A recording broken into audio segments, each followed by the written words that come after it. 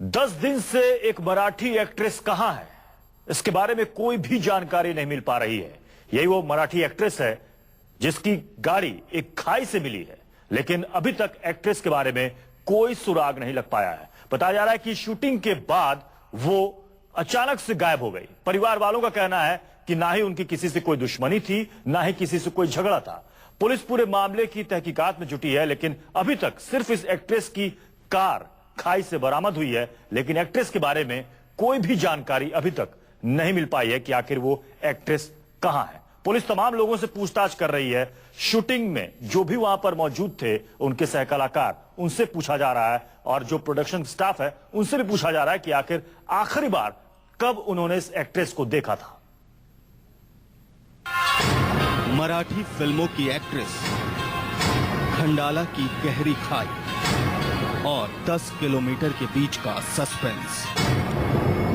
एक गहरे राज को सुलझाने में जुटी पुलिस इस गहरी खाई के पास पहुंची तो लगा कि सस्पेंस की पूरी कहानी से पर्दा उठ जाएगा, लेकिन इस खाई में उतरने के बाद पुलिस सवालों में ऐसी उलझी कि अब तक नहीं निकल सकी।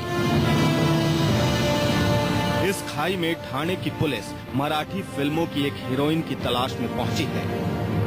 नाम है अलका पुणेकर।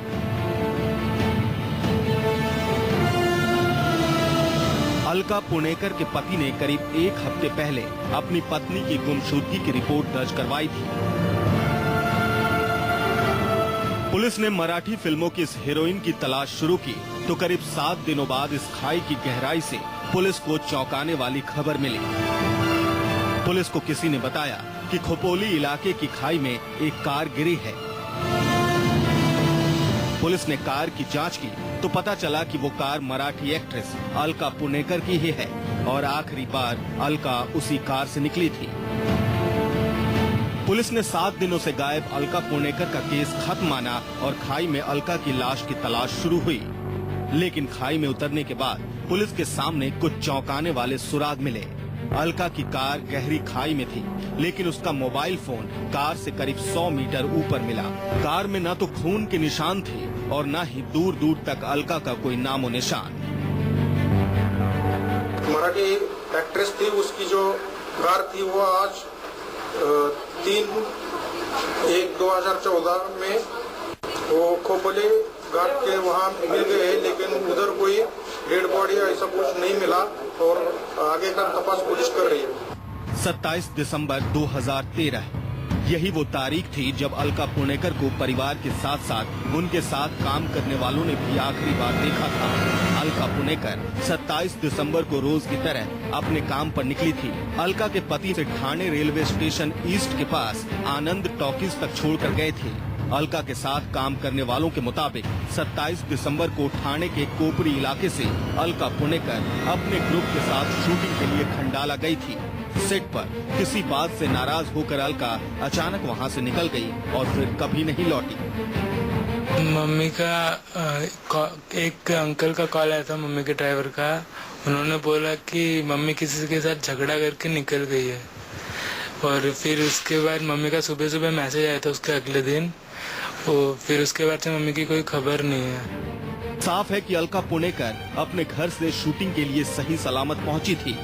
अब सवाल है कि खंडाला के जिस लोकेशन पर शूटिंग चल रही थी, वहां से खोपोली इलाके की इस खाई के बीच अलका के साथ क्या हुआ।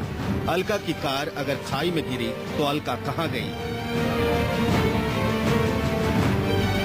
सबसे बड़ा सवाल तो ये है कि अलका जिंदा भी है या नहीं।